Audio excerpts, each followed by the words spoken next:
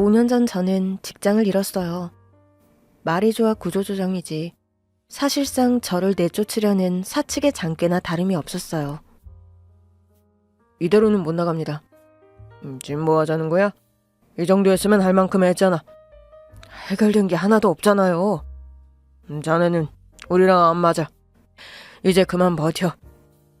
그렇게 쫓겨나듯 회사를 나와 겨우 대출을 받아 치킨집을 차렸어요.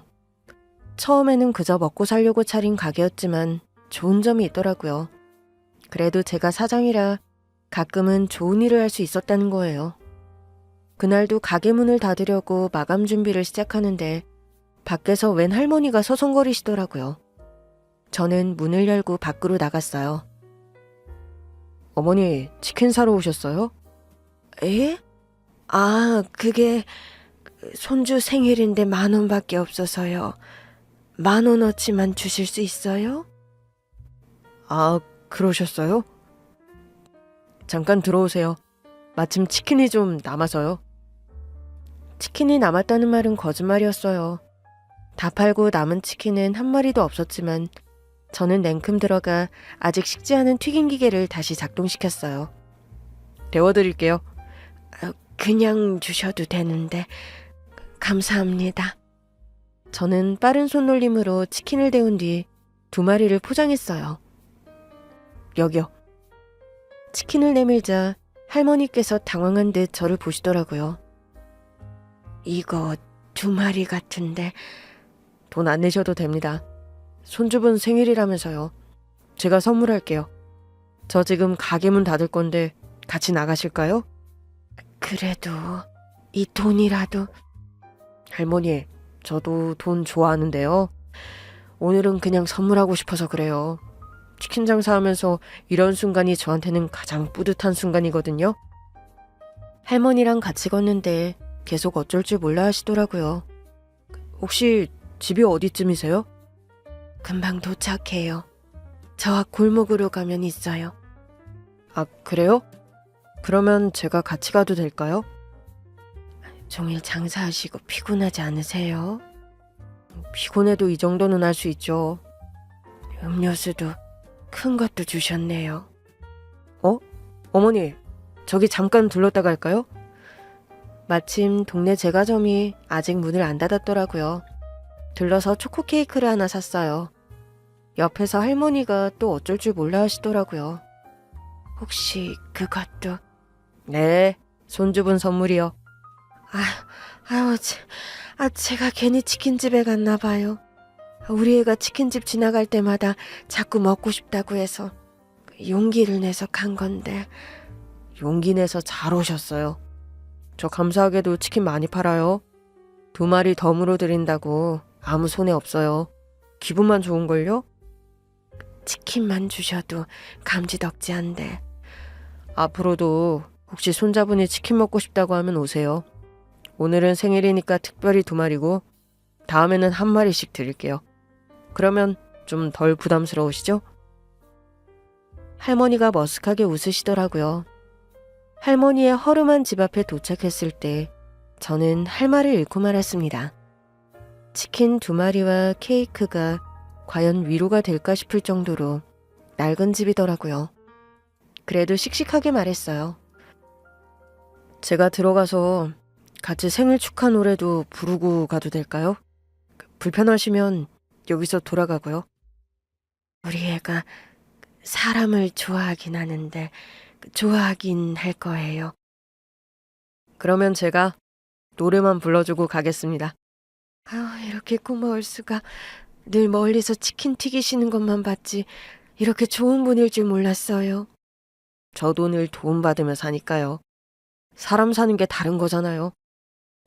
집으로 들어가자 할머니의 손자가 뛰어나오더라고요.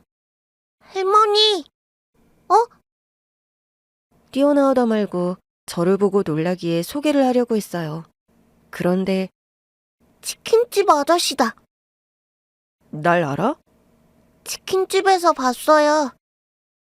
봤구나. 앞으로는 그냥 보고만 가지 말고 치킨집으로 들어와. 아저씨가 치킨 줄게. 진짜요? 그럼 진짜지. 그 애가 갑자기 킁킁하고 냄새를 맡더니 치킨을 보더라고요. 치킨이다. 치킨. 다 네 거야. 우와. 생일이라며. 생일 축하해. 그러면서 케이크도 내밀었더니 아이가 정말 뛰면서 좋아하는 겁니다. 처음 보는 아이인데도 참 예쁘더라고요. 케이크도 꺼내서 초에 불을 붙인 뒤 생일 축하 노래도 불러줬어요. 이제 저는 가보겠습니다. 왜요? 같이 드시고 가세요. 아닙니다. 같이 축하할 수 있게 해주셔서 감사해요. 사장님은 결혼 안 했어요? 네, 아직이요.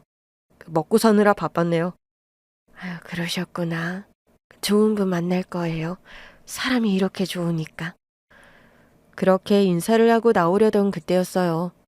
현관문에 스카치 테이프로 붙인 빛바랜 사진들이 붙어 있더라고요. 그중 첫눈에 보인 사진 한 장이 있었죠. 그 순간 모든 기억이 5년 전 그날로 돌아가더라고요. 싫습니다. 구조조정이야. 자네가 싫다고 한다고 버틸 방법은 없어. 소송이라도 해서 버틸 겁니다. 진짜 왜 이래? 그때 목숨을 잃은 게 자네는 아니잖아. 저를 자르겠다는 회사의 통보를 받고 겁도 없이 대표실로 달려갔어요. 그때는 보이는 게 없었어요. 구조조정 같은 소리 하고 있네. 나 하나 자르려고 이렇게까지 한다고요? 그러니까 누가 자꾸 분란을 만들래? 저는 끝까지 버틸 생각이었어요. 잘렸다고 이제 내 자리는 없다고 하는데도 무작정 출근했어요. 누가 돈 달래요? 그냥 출근하겠다고요. 진짜 왜 그래? 이미 잘린 거 알잖아. 아직 잘리면 안 돼요. 저 해결해야 할 일이 있다고요. 그러지 말고 새 삶을 살아. 회사에서 퇴직금 넉넉히 주겠다고 했다며. 못 받습니다. 남들 정년 퇴직금보다 더 주던데 왜? 그게 제 친구 목숨값인 거잖아요. 다들 답이 없다는 듯 고개만 저었어요. 그 누구도 제 절박한 심정을 알아주지 않았죠. 그런데 참 이상한 일이 벌어졌어요. 그즘 갑자기 교통사고를 당하게 된 겁니다. 정신을 차렸을 때 저는 병원에 있었고 일부 기억이 없었어요. 바로 회사에 다닐 때의 기억이요. 처음에는 치료에만 매진하다가 옛 동료의 문자를 한 통 받았어요. 이제야 마음을 잡았나 보네. 잘렸는데도 회사 나오는 거 보는 게 진짜 안쓰러웠거든. 이게 무슨 소린가 싶더라고요. 전화를 걸었죠. 저를 아세요? 제가 교통사고가 나서 기억이 좀 없어요. 제가 회사에서 잘렸나요? 순간 전화가 툭 끊기더라고요. 다시 걸어봤지만 바로 차단한 건지 다시 통화가 연결되진 않았어요. 그러고 보니 이상했어요. 휴대전화에 통화 기록이나 문자, 전화번호부조차 없었거든요. 마침 병원에 들른 누나에게 물어보니 당황한 기색이 역력한 얼굴로 그러더라고요. 너 사고 나면서 휴대폰이 완전 박살났어. 그래서 새로 사서 아무것도 없는 거야? 회사 다니던 즈음의 기억이 통으로 날아갔던 저는 누나의 말을 곧이곧대로 믿었어요. 그래도 그때 제가 믿을 수 있는 사람은 누나뿐이었거든요. 누나는 제가 병원에서 나와 새 출발할 수 있게 도와준 사람이기도 해요. 제가 어릴 때 꿈이 치킨집 사장이었으니까 이제라도 치킨을 배워보는 건 어떠냐고 제안도 해주더라고요. 넌 사회생활한 기억이 없으니까 아예 새롭게 출발하는 게 더 좋을 것 같아. 하긴 이력서에 경력은 있어도 내 기억은 없으니까. 1년 전 기억이 돌아온 뒤에야 누나의 의도를 알게 됐어요.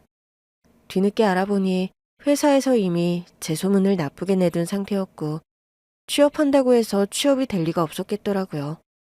누나는 이 모든 상황을 알고 있었던 거죠. 솔직히 난 그 사고로 네가 기억을 잃은 게 좋았어. 덕분에 다 잊고 새 출발했잖아. 그 전까지 너 네 동료 때문에 난리도 아니었으니까. 그 사람의 죽음에 대해 밝혀야 한다고 네 인생을 걸 것 같았거든. 모든 게 끝난 뒤에야 기억은 돌아왔고 저는 이미 치킨집 사장 일에 만족하고 있었어요. 그 사이 동료의 유족이 산재 보상을 받을 수 있는 시효는 지나 있었죠. 그래도 회사에 연락은 해야겠더라고요. 그 친구 가족이 어디 사는지만 알려주세요. 그런 사고를 겪고도 아직도 깨닫는 게 없어? 참 이상하긴 하죠. 왜 하필 그때 그런 사고가 나한테 난 건지. 모함하지 마. 설마 내가 자네 하나 지우재고 그런 몹쓸 짓을 벌였을까? 밤낮 없이 투쟁만 하고 다니니 정신을 못 차려서 벌어진 일 아니야? 그러니까 앞으로는 정신 똑바로 차리고 살아라. 그래. 그 친구 가족들 어디 사는지 알려달라는 게 정신 못 차리는 일인가요? 정신 못 차린 거지. 기억 잃고 새삼 살기 시작했으면 감사하게 여기고 살아야지. 제가 왜 이러는지 정말 모르시겠어요? 저는 그 친구 덕분에 살았어요. 그 가족들이라도 찾아서 제가 속죄를 해야. 웃기지 마. 누굴 속이려고. 그 가족들 찾아서 또다시 그 일 들쑤시고 문제 삼으려는 거잖아. 내가 모를 것 같아? 결국 저를 구해주고 세상을 떠난 동료의 가족은 찾을 수 없었어요. 그렇게 마음이 무겁던 차, 치킨집 앞을 서성이는 할머니를 발견한 거죠. 그 집 현관문에 붙은 사진을 보고 저는 주저앉을 수밖에 없었습니다. 사장님, 왜 그러세요? 이 사진... 아, 우리 아들이에요. 5년 전에 사고로 세상을 떠났어요. 압니다. 알아요. 예? 사장님이 우리 아들을 아신다고요? 네. 제 동료였거든요. 아유 세상에, 생각보다 인연이 더 깊었군요. 그게요. 갑자기 눈물이 철철 흐르면서 고개를 못 들겠더라고요. 저는 할머니와 그 손자 앞에 무릎을 꿇었어요. 아니, 왜 이러세요? 예? 잘못했습니다. 아니, 사장님이 우리한테 잘못할 게 뭐가 있어요? 이러지 마세요. 무슨 일인지 몰라도. 아드님은 저를 밀어내고 대신 목숨을 잃었어요. 예? 원래 그 기계에 끼어 세상을 떠날 뻔한 사람은 저라는 뜻입니다. 그날을 생각하면 지금도 온몸에 소름이 돋아요. 저는 할머니의 아들인 제 동료와 기계 점검을 하고 있었어요. 그날따라 자꾸 소매가 거슬렸는데 일이 많아서 신경 쓸 틈이 없이 점검하던 중 사고가 발생했어요. 제 소매가 기계에 끼어 당황하고 있는데 모두가 당황해서 어쩔 줄 몰라 하고 있었어요. 그때 달려와서 제 소매를 뜯어버린 게 바로 그 동료였어요. 그러나 동시에 그 동료가 저 대신 사고를 당하고 말았죠. 제가 가야 했는데 저 때문에 그 친구가... 그게 사실이에요? 네. 회사에선 그런 말이 없었는데. 회사는 끝까지 침묵만 했어요. 제가 그 친구에게 제대로 된 보상을 해줘야 한다고 목 놓아 외치고 다녔는데도 듣지 않았어요. 하지만 가장 나쁜 건 저예요. 그렇게 회사랑 싸우던 중에 사고를 당해서 기억을 잃고 지냈어요. 기억을 잃은 사이에 차린 게 치킨집이고요. 아무 기억도 없이 치킨집 장사가 잘 되는 것에 행복해하며 살았어요. 그런데 어떻게 기억해요? 몇 달 전 기억이 돌아왔어요. 기억이 돌아온 뒤로 모든 게 다 죄스럽더라고요. 어떻게 내가 그 친구를 잊고 아무렇지 않게 살았나 싶어서 괴로웠어요. 세상에. 그 친구 어머니께서 저를 일으켜 세우셨어요. 얼마나 힘들었을까. 죄송합니다. 이렇게 털어놓는 것도 유족분들께는 민폐라는 걸 아는데. 민폐라니. 오히려 진실을 알려줘서 고맙죠. 우리 아들이 누군가의 생명을 살리고 간 거였군요. 사실 내내 의아했었어요. 우리 애가 조심성이 정말 많은 앤데 왜 그런 일을 당했을까 싶어서요. 다 저 때문입니다. 제가 조심했어야 했는데. 다 운이 나빴던 거지. 누구 탓이 어딨어요. 그런 일이 흔히 있는 것도 아니고. 죄송합니다. 저 때문에 제 동료가 저렇게 예쁜 아이도 못 보고. 동료 어머니가 제 등을 가만히 토닥여 주셨어요. 만약 우리 애가 사장님을 못 구했다면 그 애도 힘들어서 못 살았을 거예요. 심성이 워낙 그런 녀석이에요. 죄송합니다. 자꾸 죄송하다고 하면 내 아들 목숨값이 헛된 것처럼 느껴지잖아요. 아니에요. 그런 게 아니라요. 아닌 거 알아요. 그러니 자책하지 말아요. 그날 동료의 아이가 잠든 늦은 밤까지 동료 어머니와 대화를 나눴어요. 진즉에 못 찾아와서 죄송합니다. 찾을 길이 없어서 못 찾았습니다. 회사에 물어봤는데 우리가 담합해서 문제 삼을 거라면서 안 알려주더라고요. 그 회사 참 못됐네. 네. 제대로 된 보상도 안 해주고 부주의로 인한 사고라면서 그냥 넘어가려고 하더라고요. 혼자 회사와 싸웠으니 얼마나 외로웠겠어요. 외로운 것보다 동료를 보낸 것도 슬픈데 아무 보상도 해줄 수 없다는 게 더 괴로웠어요. 우리를 위해서 그렇게 애를 써줬다니 마음이 다 풀려요. 어떻게 마음이 다 풀리시겠어요. 그 자식을 잃으셨는데. 그렇긴 한데 손주는 키워야 하니까요. 저 녀석 하나 보고 살아요. 마음이 매일 불안해요. 이러다 내가 갑자기 가버리면 우리 손주는 어떡하나 싶어서요. 아이 엄마는요? 우리 며느리는 애 낳다가 갔어요. 태어난 아기는 건강한데 산모가 출혈이 많다고 하더라고요. 이게 무슨 일인가 했는데 결국 제 자식 한번 품에 안아보지 못하고 세상을 떠났어요. 그 친구가 가정사를 얘기한 적이 별로 없었어요. 아이가 있는 것 같긴 했지만 아내 얘기는 들은 적이 없었던 것 같아요. 많이 힘들어했어요. 그래서 제 마누라 얘기는 입 밖에도 안 꺼내곤 했죠. 그 사람 좋은 녀석이 마누라 얘기에는 입을 꾹 다물었거든요. 그래도 자식이 있으니까 이를 악물고 산 거예요. 왜 저를 구했을까요? 자식까지 있으면서. 우리 아들 사람 좋다니까 구할 수밖에 없었을 거예요. 사장님이 아닌 그 누구였다고 해도 구했을 거예요. 동료 어머니의 위로에도 마음이 무거웠어요. 생계는 어떻게 유지하고 계셨어요? 회사에서 정말 아무것도 없었던 거죠? 처음에는 유족 지원이랑 애 장학금도 지원해주겠다고 연락이 왔는데 감감무소식이더라고요. 나중에는 내가 거는 전화는 제대로 받지도 않았어요. 갑자기 말을 바꿨거든요. 처음에는 다 지원해주겠다고 하더니 아까 말씀드린 대로 직원의 부주의로 인한 사고라면서요. 늙은 내가 무슨 힘이 있겠어요. 억울하지만 당장 살아야 하는 걸. 원래도 시장에서 장사를 하고 있었어요. 근데 아들 보낸 뒤로는 왜 그렇게 힘이 안 나던지. 손님들이 내 얼굴 보면 물건을 사다가도 사기 싫어진다고 난리통이라 결국 시장에서 쫓겨났어요. 네?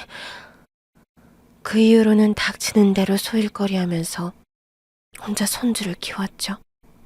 그것 말고는 할 수 있는 일이 없었어요. 그래서 집이 좀 누추하죠. 아들까지 해서 셋이 살던 집을 팔았어요. 팔고 가장 싼 월세를 얻었죠. 그 돈이라도 모아뒀다가 우리 손주 주려고요. 생활비로 쓰신 게 아니라 모아두셨다고요? 거의 다 모아뒀어요. 내가 일을 쉰 적이 없으니까. 그러면 그냥 사시는 것도 방법이었을 텐데요. 월세는 매달 돈이 나가잖아요. 옛날 사람이라 그런가. 현금을 쥐고 있어야 마음이 좀 놓이더라고요. 이러다 내가 하루아침에 가버리면 저 어린애가 집을 팔 수 있겠어요. 그냥 현금으로 갖고 있다가 갚게 해야지 하는 마음이 먼저였어요. 밤이 너무 늦어서 일단 집으로 돌아왔는데 밤새 잠이 안 오더라고요. 결국 다음날 새벽부터 그 집 앞에서 동료 어머니가 나오시기를 기다렸어요. 저를 보시더니 깜짝 놀라시더라고요. 아니, 이 시간에 무슨 일로? 일단 집부터 옮기시죠. 집? 네, 저희 집으로 가세요. 아유, 말도 안 돼. 우리가 사장님 댁으로 어떻게 가요?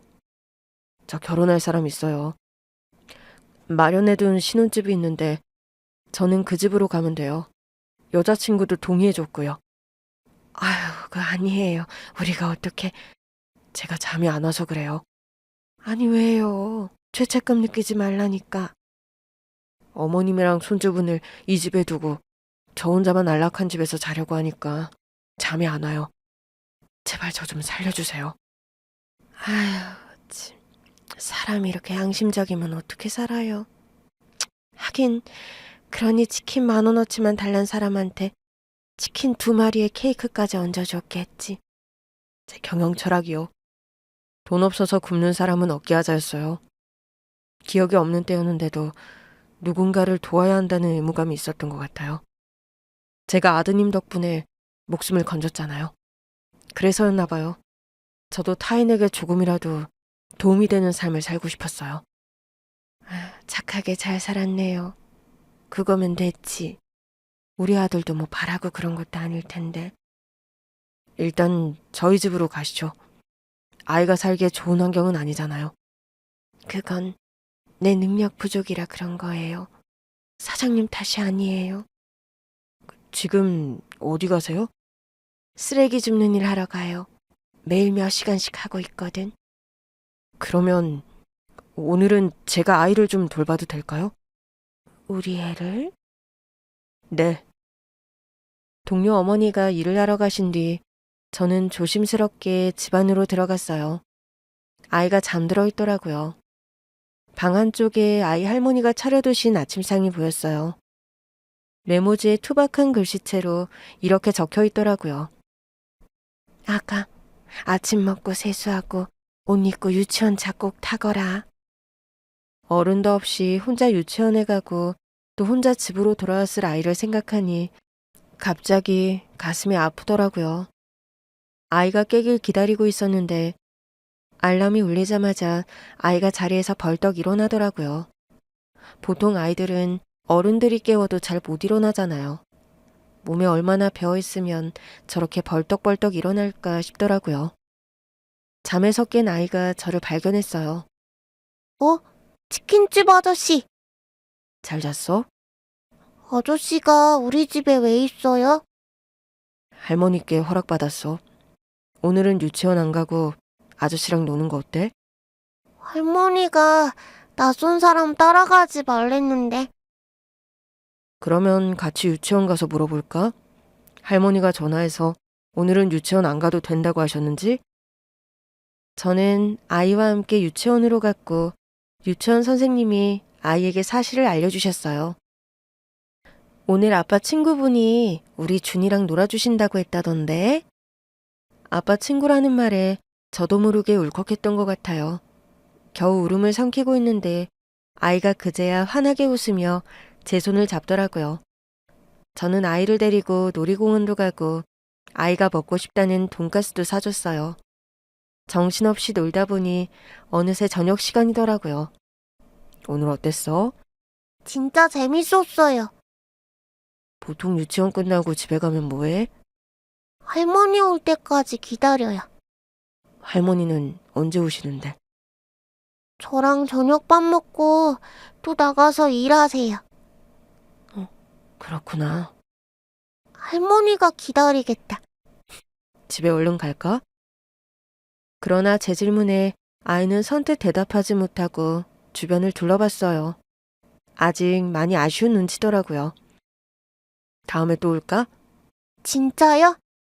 그럼 아저씨랑 또 오면 되지. 다음에는 할머니도 같이 올까? 좋아요. 아이를 차에 태워 돌아오는데 아이가 곤히 자더라고요. 늘 보호자도 없이 유치원을 왔다 갔다 하고 또 할머니가 차려준 밥을 먹고 늦은 밤까지 할머니를 기다렸을 아이를 생각하면 가슴이 아팠어요. 자는 아이를 데리고 가면서 제 결심은 더 확고해졌죠. 아이 집에 도착해보니 아이 할머니께서 문 밖에 나와 계시더라고요. 제가 좀 늦었죠. 차가 막혀서요. 아니에요. 늘 있던 애가 없으니까 내가 괜히 초조해서 그랬어요. 생각해 보셨어요? 이사요. 생각해보고 말고 할 게 뭐 있어요. 그건 못 봤지. 저 지난 몇 년 치킨 열심히 팔았고 기억 돌아온 뒤로는 꼭 그 친구 가족을 찾아서 저라도 보상을 해드려야겠다 생각했어요. 물론 보상이 된다고 생각은 안 해요. 그래도 그 친구를 생각하면 제가 대신 돌봐야겠다는 생각이 들어요. 그런 짐 얹어주려고 구해준 거 아니라니까요. 절대 아니에요. 이사 일정 잡을게요. 예? 저는 이대로 두고 볼 수는 없습니다. 죄송하지만 제 뜻 따라주세요. 동료 어머니는 참 소박하고 착한 분이셨어요. 내 아들 잡아먹은 사람이라는데도 뭐 하나 바라시는 게 없더라고요.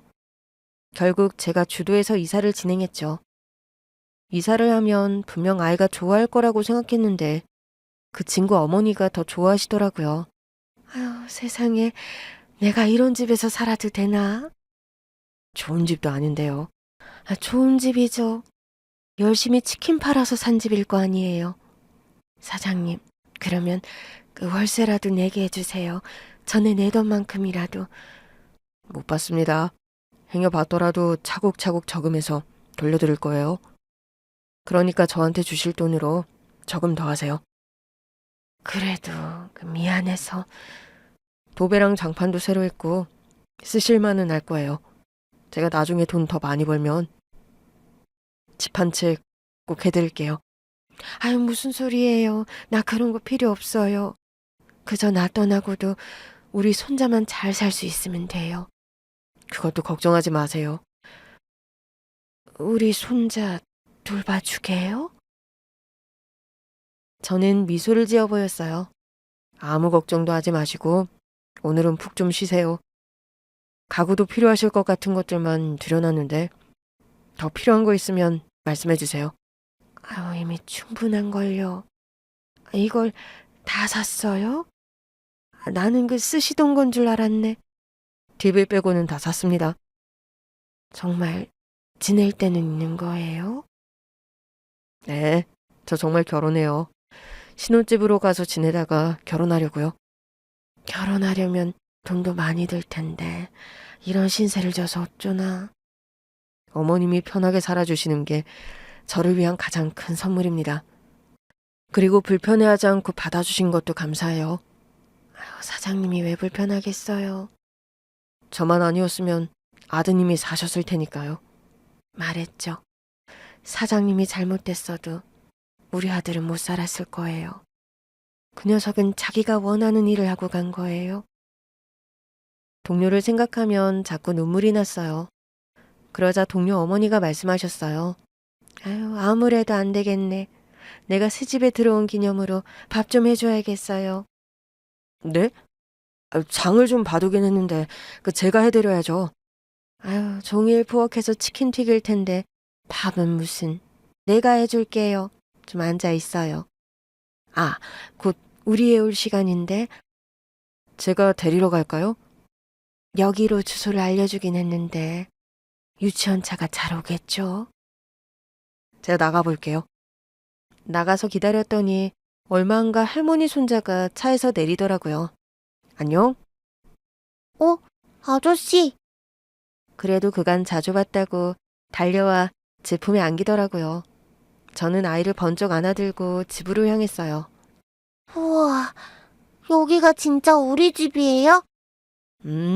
나중에는 아저씨가 더 좋은 집 사줄게. 아저씨가 사줄 거예요? 왜요? 아저씨가 아빠 친구니까. 아, 맞다. 아빠 친구지. 동료의 아들을 볼 때마다 이렇게 예쁜 아이도 못 보고 간 동료에게 더 미안했어요. 그럴수록 더 잘해야겠다는 생각이 강해졌죠. 집을 본 아이가 신이 나서는 온 집안을 휘젓고 다니더라고요. 아유, 아가, 너무 뛰면 안 돼. 이제 아랫집이 있어서. 아랫집? 그래, 시끄럽다고 아랫집에서 올라올 수도 있어. 아이가 기뻐하니 제가 더 기뻤어요. 다 같이 저녁을 먹는데 동료 어머니 음식 솜씨가 정말 좋으시더라고요. 다 맛있어요. 다음에 반찬 좀 싸줄게요. 오늘은 해둔 게 없어서. 아니에요. 제가 종종 와서 얻어먹으면 되죠. 결혼할 아가씨랑도 같이 먹으면 좋잖아요. 아, 감사합니다. 결혼할 아가씨 주라니까 이건 또 거절 안 하네. 저도 꽤 오래 걸려서 만난 사람이라서요. 기억 잃었을 때 만났어요. 죄송합니다. 왜 자꾸 죄송하대요. 나는 좋기만 한데. 기억 잃고 아무것도 모른 채 일하고 연애까지 한 걸 생각하면 제 자신이 끔찍해질 때가 있어요. 결혼할 아가씨한테 그런 소리 한 건 아니죠? 아이, 그 사람한텐 그런 얘기 못하죠. 아저씨, 끔찍한 게 뭐예요? 잠깐 그런 생각이 들었었어. 나 자신이 미웠다는 뜻이야. 나는 아저씨 안 미운데. 그래? 아저씨 안 미워? 아저씨가 왜 미워요? 아저씨 좋은 사람이잖아요. 글쎄, 좋은 사람 맞아. 우리 손자가 보는 눈이 있네. 그러니 아빠가 살렸겠지. 아빠가 먼저 간 게 미안해서 우리한테 아저씨를 보내주신 모양이야. 그러면 아빠야? 뭐? 아저씨가 내 아빠야? 무슨 그런 소리? 아저씨 결혼하신대. 아빠가 보내줬다며. 아이가 화를 내더니 밥을 먹다 말고 자기 방으로 가버리더라고요. 저 조그만 게 벌써 사춘기가 왔나? 아빠가 보고 싶은 거겠죠. 말은 안 해도 얼마나 보고 싶겠어요. 다 제 탓이에요. 애를 생각하면 나도 마음 아플 때가 많죠. 그래도 어쩌겠어요. 인명은 제천이라고 이것도 내 아들의 운명인 거예요. 정말 저 원망스럽지 않으세요? 원망스럽지 않아요. 그건 확실해요. 그 회사가 좀 괘씸할 뿐이지. 잊고 살았는데 사장님 덕분에 긴장이 좀 풀렸더니 그 회사 생각이 나네요. 그 회사에 다시 정식으로 보상 요청할 생각이에요. 그게 가능하겠어요? 제가 유족분들을 찾았잖아요. 그러니 다시 해봐야죠. 그 회사 사람들이 머리를 잘 쓰긴 했었네. 우리 못 만나게 하려고 했다면서요? 그러니까요. 만나고 나니 동력이 좀 생기는데요. 그날부터 저는 변호사를 만나 회사로부터 다시 보상을 받을 방법을 찾기 시작했어요. 일단 산업재해 보상은 시효가 끝났습니다. 3년 안에 했어야 했어요. 유족분들이 산재 신청을 해둔 건 없는 거죠? 네. 그때는 제가 유족들과 연락이 안 될 때였어요. 다른 방법은 없을까요? 가능성이 있는 건 민사소송인데요. 사업주에게 중대한 과실이 있다고 증명할 수 있으면 이건 가능성은 있어요. 보상을 많이 바라고 이러는 게 아닙니다. 이 사건이 아무 보상도 못 받고 끝났다는 게 말이 안 돼서 그래요. 이 사업주에게 중대한 과실이 있다는 걸 증명하는 쪽으로 하시죠. 아무리 그래도 그렇지. 사람이 세상을 떠났는데 유족에게 아무 보상이 없었다는 건 너무하네요. 악덕 고용업주도 아니고 참. 도와주십시오. 제가 필요한 자료는 다 드리겠습니다. 변호사와 상담을 마치고 얼마 후 회사에서 연락이 왔더라고요. 야, 너 지금 뭐 하자는 거야? 너 또 사고 치고 다니냐? 제 연락처는 어떻게 하셨어요? 어떻게 알긴 내가 널 믿었을 것 같아? 사고로 기억 잃었었다고 할 때도 안 믿었어. 그래서 날 감시라도 하고 있었다는 겁니까? 그래, 감시했다. 그럴 정성으로 그냥 보상을 해주겠네요. 해줄게. 예? 해줄 테니까 소송 취하부터 해. 지금 뭐 하자는 거예요? 이건 소송 취하해달라는 사람의 태도가 아니잖아요. 그럼 내가 너한테 빌기라도 해야 해? 막말로 목숨 잃은 사람이 너냐고? 내가 아니라 유족한테 사과하셔야죠. 나더러 직접 하라고? 소송 취하해달라면서 그 정도 각오도 안 하셨어요? 그냥 소송에서 당신 회사가 어떤 회사인지를 온 세상에 까발리는 방법도 있어요. 사실 그게 모두를 위해서는 더 좋긴 하겠네요. 너 진짜? 왜 너 같은 놈이 내 회사에 들어온 거야? 어? 사과할 마음 없으면 끊겠습니다. 알았어. 사과할게. 그리고 반성문도요. 뭐? 회사 게시판에 공식 사과 게시글도 올리세요. 5년 전 사건에 대한 처리가 미흡했다. 이제라도 이렇게 처리하고 앞으로도 회사에서 일을 하다가 사고가 나는 경우 이렇게 처리하겠다는 내용까지 담아주세요. 야, 너 뭐 공익 대표라도 돼? 그 사고를 내가 당했다고 생각해보세요. 우리 가족들도 제 동료 유족들처럼 살았을 수도 있죠. 곰팡내 나는 단칸방에서 할머니랑 손자가 살고 있었어요. 그 친구 어머니와 아들이었습니다. 기억이 없어서 아무것도 모른 채 내 배만 불리고 살았어요. 이제와 알게 된 게 치가 떨려요. 공소시효 전에 기억이 돌아왔다면 얼마나 좋았을까 하고요. 그런데 변호사 상담을 받아보니 가능성이 있는 소송도 있더라고요. 그래서 진행했어요. 제가 말한 조건 안 들어주시면 계속 진행할 거고 승소할 때까지 갈 겁니다. 당시 회사의 반응 조치를 공론화시킬 겁니다. 저 할 수 있는 놈이라는 거 아시잖아요? 그러니 대표님의 현명한 판단을 기다리겠습니다. 시간 오래 못 드립니다. 내일까지 결정하세요. 뭐? 내일? 우리 돈 뜯으려고 이러는 거 아닙니다. 저 지금 장사만 해도 먹고 살 돈은 충분히 벌어요. 제가 동료 가족들 지원하면서 살 수 있을 정도로요. 하지만 이렇게 넘어가는 건 결국 당신 하나 빼고는 모두에게 손해겠더라고요. 하여튼 네가 결국 내 인생에서 복이 될 줄 알았어. 그러면서 전화가 뚝 끊기더라고요. 협상할 생각이 있는 인간인가 싶었는데 자정 넘어 문자가 왔더라고요. 내일 유족들과 함께 만나자고요. 다음날 저는 동료 어머니와 손자를 데리고 약속 장소로 나갔습니다. 물론 변호사도 함께였어요. 그쪽 변호사랑 같이 나왔더라고요. 회사 대표가 유족들 앞에서도 건방지게 굴면 어쩌나 했는데 의외로 아주 공손하게 고개를 숙이더라고요. 안녕하십니까? 예. 그간 고생이 많으셨다고 들었습니다. 앉아서 얘기 좀 나누자고, 뵙자고 했습니다. 얘기요? 우리가 대화 나눌 사이입니까? 하여튼 참. 그래도 사람 간의 대화를 해야 뭐가 해결될 거 아니야? 이 문제의 본질은 단순해요. 회사에서 제대로 된 보상을 하지 않았다는 것. 그것에 대해 공개적으로 사과하고 보상을 하라는 얘긴데 그 말이 어렵습니까? 이봐, 나도 입장이라는 게 있잖아. 사과를 하더라도 책임자는 확실하게 해야 할 거 아니야? 책임자가 따로 있나요? 사고 당시 책임자가 있지.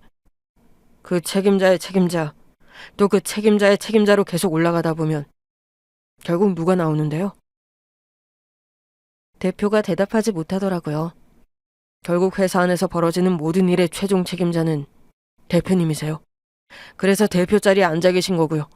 알겠으니까 진정 좀 해. 분위기 좋게 가자고. 분위기 좋게 갈 거였으면 진즉에 상식적으로 구셨어야죠. 어허이 참. 아유, 이 사람이 이래요. 제가 이래서 자꾸 피하게 되더라고요. 대표가 동료 어머니께 호소하듯 말했어요. 그러나 동료 어머니는 눈 한 번 깜빡이지 않으시고 말씀하셨죠. 그렇다고 5년을 피하신 건 지나치신 거죠. 대표가 갑자기 목에 뭐가 걸린 것처럼 헛기침을 하더라고요. 그렇잖아요, 대표님. 대표님이라는 직함이 아까운 행동을 하시면 되겠어요? 나는 하루아침에 아들을 잃고 혼자 아들이 남긴 이 녀석 키우면서 살았어요. 무식하고 늙어서 뭐 하는 게 없으니 회사에서 보상을 안 해주니까 언젠가는 해주려니 하고 있었지. 그게 우리 아들 과실이라고 하는 게 말이 돼요? 어머님? 내가 왜 댁의 어머니예요? 에? 그러니까요.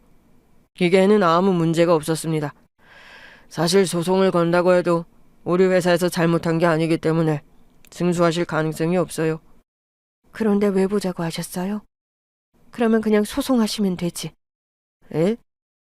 그러니까 저는 그 얼마라도 보상을 받게 해드리려고 그런 거죠. 주변, 보여드려. 그러면서 그쪽 변호사가 꺼낸 합의서는 말도 안 되는 내용으로 가득했어요.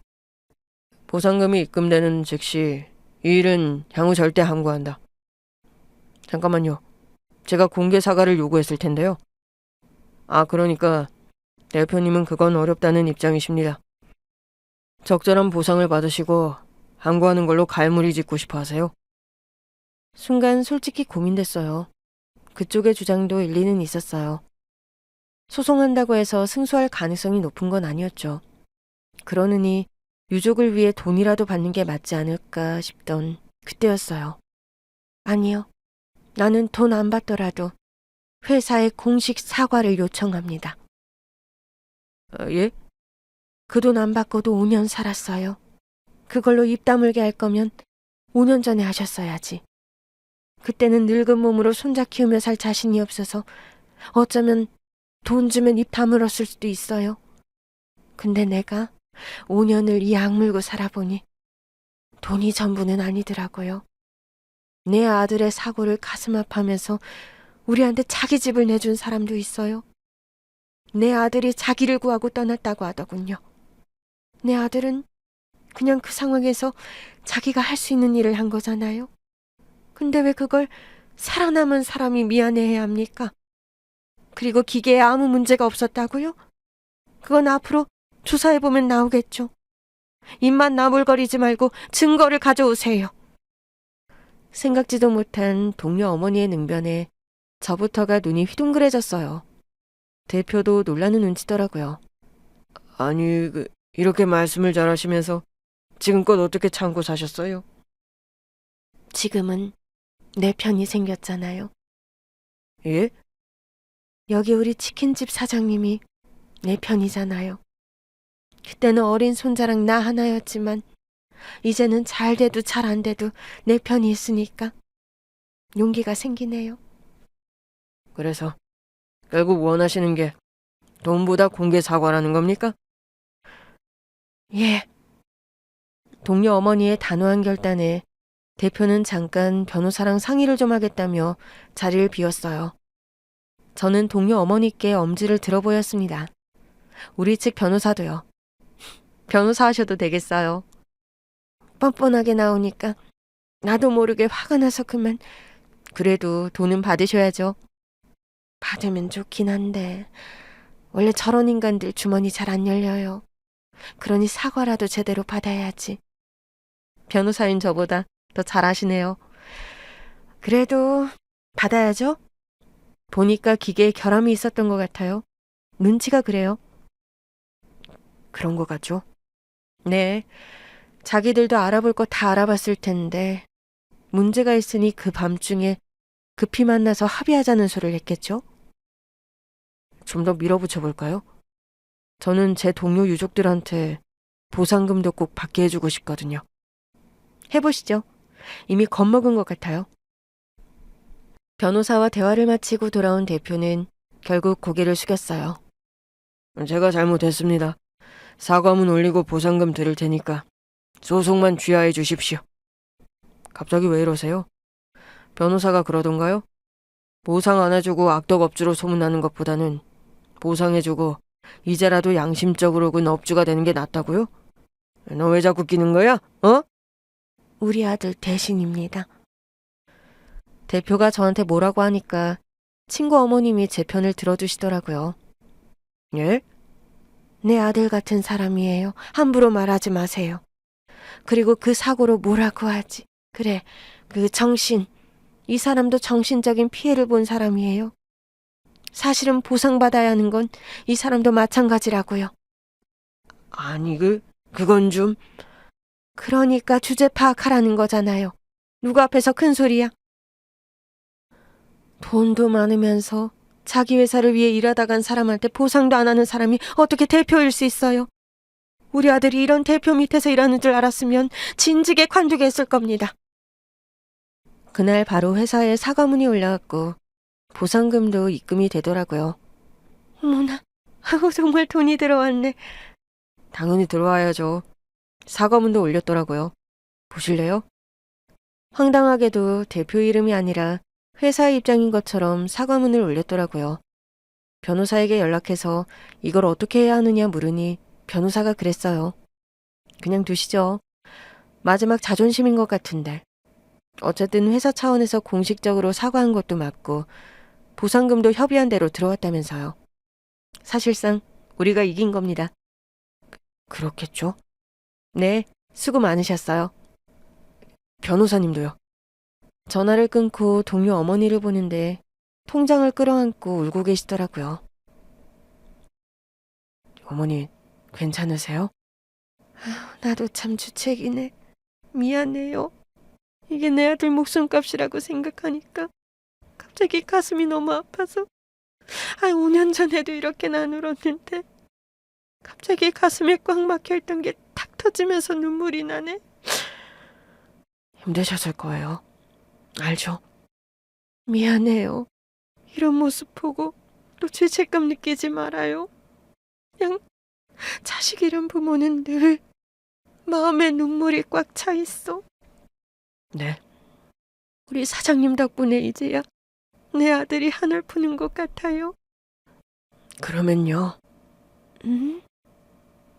이제 나가서 일은 그만하시는 게 어떨까요? 보상금으로 생활하시면 될 것 같아서요. 이 돈을 나더러 쓰라고? 우리 손자 몫이지. 그리고 평생 일하던 사람이 갑자기 일 안 하면 아파요. 그러면요. 저희 가게에 와서 일 도와주실래요? 사장님 치킨집에서요? 네. 저희 가게도 일손 많이 필요하거든요. 하루에 조금씩만 해주시면 될 것 같은데. 나 같은 사람이 도움이 되겠어요?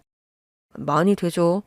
안 그래도 신메뉴 개발도 좀 하고 싶었는데 도와주시면 좋을 것 같아요. 손맛도 좋으시고. 또 괜히 나 때문에 돈 쓰는 거 아니에요? 아니에요. 제 가게에 도움이 될 것 같아서 제안하는 거예요. 어차피 고용해야 할 거면 아는 분이 좋죠. 물론 저는 어머니께서 그냥 보상금으로 쉬면서 생활하시는 게 가장 좋긴 해요. 이건 우리 손자 줘야 해요. 내가 언제 갈지도 모르고. 그 문제 말이에요. 제가 여자친구랑 계속 논의 중인데. 우리 손자요? 네. 혹시라도 어머님이 아이가 20살 되기 전에 돌아가시거나 하면 저희가 입양해서 키울게요. 예?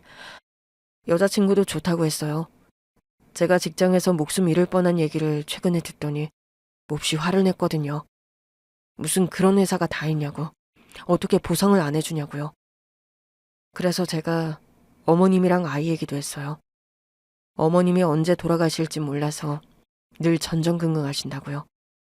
그래서 혹시 아이가 20살 되기 전에 할머니가 돌아가시면 입양해서 키우고 싶다고 했죠. 진짜 파혼 각오하고 한 말인데 여자친구가 그러라고 하더라고요. 사실은 여자친구도 입양된 친구거든요. 네? 좋은 집에 입양돼서 잘 자란 친구라 그런지 부모가 없는 아이들에게 가정이 얼마나 중요한지를 잘 알고 있더라고요. 사실 저도 이번에 처음 알았어요.